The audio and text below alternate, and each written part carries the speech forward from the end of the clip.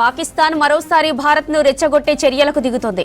వరుసగా 2 రోజులు కాల్పుల విరమణ ఒప్పందాన్ని ఉల్లంఘించి కవ్వింపులకు పాల్పడింది. నియంత్రణ రేఖ వెంబడి పలు ప్రాంతాల్లో కాల్పులు జరిపింది పాకిస్తాన్ ఆర్మీ. దీన్ని భారత సైన్యం సమర్థంగా తిప్పికొట్టింది.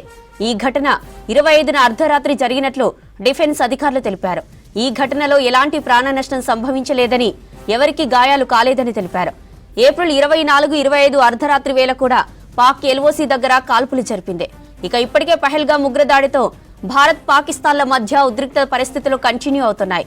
ఇక మరోవైపు ఉగ్రవాదుల ఇండ్లు, టెర్రరిస్టులతో సంబంధం ఉన్న వారి ఇండ్లను ధ్వంసం చేస్తోంది ఆర్మీ. పుల్వామాలోని ముర్రాన్ గ్రామంలో ఉగ్రవాదులతో సంబంధం ఉన్న ఓ ఇంటిని ధ్వంసం చేశాయి భద్రతా బలగాలు. తర్వాత కుల్గాం జిల్లా మతల్హామాలో ఉగ్రవాదులతో సంబంధం ఉన్న ఓ ఇంటిని కూల్చేశారు. కైమో ప్రాంతంలోని ధోకర్ పోరాలో 2 ఉగ్రవాద సహచరులను అరెస్టు చేశారు పోలీసులు. ఈ నెల 22న జమ్మూ కశ్మీర్లోని పహల్గామ్లో టూరిస్టులపై కాల్పులు జరిపారు. ఈ దాడిలో 26 మంది ప్రాణాలు కోల్పోయారు. ఈ ఘటనతో భారత్ సీరియస్ అయింది. పాక్తో దౌత్య సంబంధాలకు సంబంధించి పలు కీలక నిర్ణయాలు తీసుకుంది. సింధు జలాల ఒప్పందం అమలును నిలిపివేసింది. దీంతో పాటు పాకిస్తానీయులను తమ దేశం వెళ్లిపోవాలని ఆదేశించింది. దీనికి ప్రతీకగా దాయాది అక్కసు వెళ్లగక్కింది. సిమ్లా ఒప్పందాన్ని రద్దు చేసుకుంది. ఇక మిగిలిన ద్వైపాక్షిక ఒప్పందాలను కూడా క్యాన్సిల్ చేసినట్లు తెలిపింది. తమ గగనతలంలో భారత్కు చెందిన విమానాలకు అనుమతించమని అక్కసు వెళ్లగక్కింది.